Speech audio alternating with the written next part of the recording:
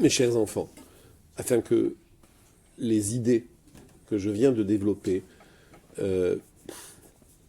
soient bien enregistrées, enfin au sens propre et au sens figuré d'ailleurs, je voudrais donc répéter et redire encore une fois cette leçon importante de ce que l'on appelle, on va dire, le lien qui nous unit à Kadosh Baruch Hu, n'est-ce pas? On vient de dire finalement, qu'est-ce que signifie ce conte du Homer? Qu'est-ce que ça signifie que le soir, la nuit, on fait une bracha et que le lendemain, on recompte à nouveau, et puis que si jamais on a oublié la bracha, on peut toujours compter, tout ça pour pas rater un jour. Et alors, qu'est-ce que ça fait si on a raté un jour? C'est pas si grave, j'ai oublié un jour, bon, j'ai même oublié 2 jours. Après, je m'en rappelle à nouveau, je me souviens, je me rappelle, j'oublie, je me rappelle, j'oublie, je me rappelle, j'oublie, je me rappelle. Bon, l'homme, il est comme ça, malheureusement, parfois on oublie, et voilà, on n'a pas toujours en tête les choses. Ouais, mais attention, ici, l'enjeu, il est quand même spécial. Il s'agit du don de la Torah. C'est le don de la Torah, les enfants. Alors, réfléchissons et essayons de trouver un bel exemple qui va nous parler. Imaginons un jeune homme. Ça pourrait être une jeune fille aussi, mais enfin bon, un jeune homme, parce que c'était à l'époque les jeunes hommes que l'on envoyait loin pour trouver du travail, enfin bref. Bon. Et donc ce jeune homme se trouve en Amérique. Il y a bien longtemps de cela, le seul moyen pour arriver dans cette belle contrée était de prendre le bateau. Bon, et le bateau, évidemment, c'est pas comme les bateaux d'aujourd'hui qui peuvent aller très rapidement, mais le bateau à l'époque, c'était avec les voiles, le vent, enfin bref, les conditions du voyage. Et donc, notre jeune homme va aux États-Unis, bon, et ça commence à devenir un peu difficile. Sa parnassa, c'est-à-dire comment gagner sa vie. Bon, il finit par trouver un travail, mais c'est difficile. Et un jour, il dit, j'ai langui mon papa et ma maman. Je les ai languis. Oh là là, qu'est-ce qu'il me manque? Et puis, donc il va au port pour embarquer sur un bateau. Et là, on lui dit, vous voulez aller où? Je veux retourner là où sont mes parents. Mais vous savez, monsieur, c'est un voyage d'abord qui coûte un peu cher, mais en plus, il vous faudra de la patience. Écoutez, je suis capable d'avoir beaucoup de patience, mais aussi d'impatience. Je comprends pas. De quoi vous parlez? Non, non, c'est une affaire entre mes parents et moi. Mais écoutez, je prends le billet, il n'y a pas de problème. Combien de temps durera la traversée? 49 jours, monsieur. 49 jours sur la mer, avec les vagues et les tempêtes? Oui, monsieur. Mais c'est le seul moyen que vous avez pour pouvoir vous rendre chez vos parents. Eh bien, je prends le billet, je vais embarquer. Et donc, notre jeune homme embarque sur le bateau. Voilà, il découvre le lieu où il va vivre pendant toutes ces semaines-là. Et puis, il prend une feuille, il prend un crayon, et il commence à dire, aujourd'hui, premier jour de la traversée. Il regarde le ciel, il regarde les vagues, et il se dit, allez, encore plus que 48 jours. Et le lendemain, aujourd'hui, deuxième jour de la traversée. Aujourd'hui, troisième jour de la traversée, malgré les vagues, les remous, les tempêtes. Aujourd'hui, quatrième jour, cinquième, sixième, septième. Ouais, ça fait déjà une semaine. Une semaine. Oui, 7 jours, ça fait une semaine. Puis le lendemain, une semaine et un jour. Ça fait 8 jours. Mais oui, ça fait déjà une semaine, ça c'est sûr. Et encore un jour de plus, donc ça fait 8. Ça veut dire que j'ai dépassé une semaine. C'est super. Oh, qu'est-ce que je suis impatient. Mais de l'autre côté, qu'est-ce qu'il faut que je sois patient, tout en étant impatient? Puis il y a quelqu'un qui entend ce drôle de langage. Excusez-moi, monsieur, je suis désolé, mais la porte de votre cabine était ouverte et je vous ai entendu parler un peu tout seul, comme ça, enfin, Non, non, je parle pas tout seul, je réfléchissais à voix haute, c'est tout. Oui, oui, ben justement, non, n'ayez pas peur, je vous ai pas pris pour un fou, mais... parce qu'en général, les gens, quand ils parlent seuls, c'est un peu bizarre quand même. Mais là, j'ai compris que vous étiez en proie à une profonde réflexion, et puis vous avez dit que vous étiez patient et impatient. Que vous étiez patient tout en étant impatient, et impatient tout en étant patient. De quoi il s'agit? De quoi il s'agit, je vais vous expliquer, monsieur. Le voyage en bateau, on pourra pas le réduire, vous êtes d'accord avec moi? Ah oui, ça c'est vrai, le capitaine, il a dit, hein. Il a dit 49 jours et pas un jour de moins. Et nous espérons pas un jour de plus, évidemment. Mais enfin, d'après le sextant et le gouvernail, ainsi que la latitude nord et ouest, n'est-ce pas, et de tous les calculs que j'ai pu faire en tant que capitaine aguerri, il me semble que nous ferons 49 jours de traversée. Ça, ce sont les mots du capitaine. Donc, on ne peut pas faire autrement. Et je ne vais pas aller voir le capitaine et tous les jours lui dire « Pitié, je vous en supplie, au lieu de 49, faites 48, ou même 47 ou 46. » Le capitaine me dira « Mais ça va pas, monsieur. Enfin, jeune homme, calmez-vous. Soyez patient. »« Oui, mais je suis impatient. »« D'accord. Mais soyez patient quand même. L'un n'empêche pas l'autre. » Vous devez être patient pour la durée du voyage et impatient pour revoir vos parents. Et l'un ne contredit pas l'autre. Oui, c'est vrai. Alors tous les jours, vous savez ce que je dis?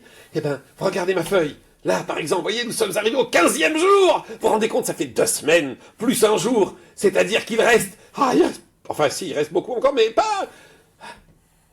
Et là, le voyageur, enfin l'ami, le voisin, comprend qu'il a à côté de lui quelqu'un qui brûle d'impatience de voir ses parents qu'il aime tant. Et il va y arriver. Mais attention, en comptant chaque jour. Et maintenant, imaginons que ce jeune homme, pris par les flots, par le bleu azur de la mer si belle, avec ses reflets d'or sous le soleil, imaginons que ce jeune homme, donc, il oublie le but de son voyage. Oh, quelle horreur! Quoi? Il oublie qu'il va retrouver ses parents? Il y a un problème. Tout d'un coup, il dit, oh tiens, il y a 10 jours qui sont passés. Ah ouais, bon, le voyage est tellement agréable, il fait beau. Un problème. L'amour qu'on porte à nos parents, mais il dépasse tout quand on les a pas vus comme ça. Mais je ne pense à eux que du matin au soir et du soir au matin. Bien sûr, ça m'empêche pas de regarder le paysage. Ça pourrait donner ce genre d'attitude.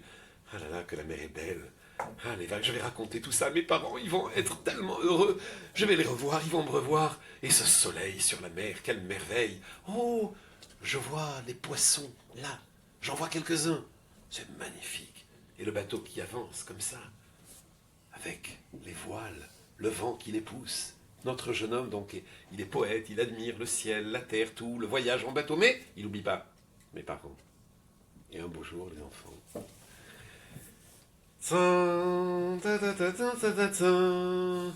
48 jours. 48 jours, enfin. Et là, il va sur le pont et il commence à voir de loin la terre qui se dessine. Il n'est plus au milieu de l'océan. Il se rapproche des côtes. Oui, ça y est, ce sont les... Ah oui, la chaîne de montagne, je la reconnais. Et là derrière, les forêts qui dépassent. Ça y est, j'arrive bientôt à la maison. 48 jours et demi. Il compte, il est impatient. Et enfin, les retrouvailles se font. Vous avez compris le machal, c'est les béné Israël. Le voyage, c'est à la sortie d'Égypte. L'arrivée, c'est le Har Sinaï. Elle est vraie ou elle est fausse? Ah, j'attendais la question, mon ami. Tu viens de la poser. Tu veux que je te dise? Pour une fois, je peux te dire, ça peut être une histoire vraie. Pourquoi pas? Pourquoi pas? Parce que vous la ressentez cette histoire, vous pouvez la comprendre. Parfois, regardez, qui n'a pas fait l'expérience un jour chez vous, je sais pas, d'aller peut-être voir de la famille, ou alors même une petite colonie de vacances, et tout d'un coup, dans votre tête, vous dites, oh là là, quand c'est que je vais voir papa et maman? Quand c'est que je vais les revoir? Mais oui, vous avez compris le sentiment? Est-ce que c'est clair pour tout le monde ce que j'ai dit? L'amour que l'on porte à ses parents, c'est l'amour que l'on porte à Hachem. On va l'entendre, il va nous parler. C'est la rencontre la plus extraordinaire de tous les temps. Hachem va parler. C'est la rencontre merveilleuse de Hachem et de son peuple. Mais c'est fabuleux, c'est extraordinaire. Sur le Har Sinaï, ça y est, les 49 jours que devait durer le voyage, l'attente. L apostrophe, A de T, pas de l'attente, parce qu'il y avait aussi l'attente, Oel Moed, l'attente d'assignation. Mais, et donc, on est pris par ça, on sait que tout d'un coup, il va se passer quelque chose d'extraordinaire, pour toujours, pour l'éternité. Hachem va prendre, oui, parler, mais surtout va dire au peuple d'Israël, vous êtes mon peuple. Ça y est, les nations du monde n'ont pas accepté d'aller vers la Torah. Et vous êtes en route. Vous avez accepté les souffrances. Vous avez accepté le voyage. Un voyage qui n'est pas facile. Un voyage qui est plein d'épreuves. Un voyage où on se dit, mais que va-t-il nous arriver dans le désert? L'erter acharai bamidbar beretz lo zerua vezacharti la chesed neuraïr. Nous dit l'Éternel dans les prophéties. Je me souviens de l'amour de ta jeunesse quand tu allais pieds nus dans le désert et tu n'as pas eu peur de me suivre. Kadosh Baruch Hu qui parle comme ça au Béné Israël, c'est magnifique. Très beau texte de l'Haftarah. Et donc les enfants, voilà quel est le sentiment que le peuple juif doit avoir chaque fois qu'il se rappelle cet événement qui était la sortie d'Égypte et puis bien sûr le don de la Torah. Vous vous rendez compte? Chaque année, il faut travailler notre cœur, notre esprit, n'est-ce pas? En se disant, oui, c'est comme si c'était il y a plus de 3300 ans, quand on a reçu la Torah. Chaque année, on doit être disposé de la même façon, de la même manière. Chez nous, fêter un événement, c'est pas juste fêter un anniversaire, les enfants. C'est pas juste dire, Shavuot arrive, le don de la Torah, les gâteaux au fromage, youpi, les glaces pour les enfants, et on se calme. Tout ça, c'est très bien, c'est très joli, mais c'est pas pour les glaces qu'on fait Shavuot, hein, et c'est pas pour le gâteau au fromage, et c'est pas pour les traditions. Ça accompagne le plat principal. Mais le plat principal de la fête de Shavuot, c'est de savoir que chaque année, eh bien, on se retrouve finalement avec le plus merveilleux des moments. Hachem parle. Hachem. Je sais pas si vous... Kadosh Baruch Hu qui parle. Il parle. Personne n'a entendu Hachem si ce n'est les grands prophètes. Les Avot, mais un peuple tout entier. Et vous savez ce que c'est un peuple, les enfants? C'est pas juste un peuple avec que des grands personnages, des rois et des princes, etc. Non, un peuple, c'est tout le monde. C'est le roi, les princes, tous les métiers, les enfants, les personnes âgées, tous les métiers du monde se retrouvent là-bas. Un peuple, quoi. Et ce peuple-là va écouter Hachem parler. Je ne sais pas si... Bon, bref. Il n'y a rien à dire, quoi. C'est extraordinaire, c'est exceptionnel, c'est merveilleux. Et c'est ce moment que chaque année, on doit revivre. Voilà pourquoi, et je vais conclure là-dessus, quand quelqu'un a oublié le Homer, complètement, il n'a pas compté, il n'a pas fait la bracha. Monsieur le rabbin, j'ai pas compté le Homer. Alors le rabbin dit, attends mon fils, calme-toi. Hier soir, tu n'as pas fait la bracha, c'est ça, pendant la nuit? Non. Bon, mais après, pendant la journée, tu as compté? Non. J'ai oublié complètement. Il dit, ah, là, c'est pas très bien. L'année prochaine, tu vas te rattraper. Mais cette année, tu sais, je vais te consoler. Tu peux plus faire la bracha. Parce que faire la bracha, il faut mériter de la faire. Ça veut dire qu'il faut jamais oublier l'attachement qu'on a pour Hachem. Mais si tu as oublié toute une journée, c'est que ta tête, elle était un petit peu ailleurs. Alors tu sais quoi, c'est pas grave. Tu peux plus faire la bracha parce que quelque part, tu n'as pas fait le compte comme il fallait. Mais quand même, tu peux dire avec tout le monde, ou même tout seul, Hayom Yom, tu peux le dire, mais sans dire une bénédiction avec le nom d'Hachem. Donc tu vois, tu peux toujours te rattraper. Mais avec la bracha, quand on fait la bracha, ça veut dire qu'on n'a jamais détaché de son esprit la relation que nous avons avec Hachem jusqu'au don de la Torah. C'est extraordinaire. C'est-à-dire, il n'y a pas eu un seul jour pendant lequel je n'ai pas pensé à cet événement. C'est ça finalement, vous voyez, la force d'un conte. Hein, pas d'un conte, je raconte une idée, encore que la force d'un conte, c'est aussi merveilleux, n'est-ce pas? Parce qu'il y a le conte et le conte.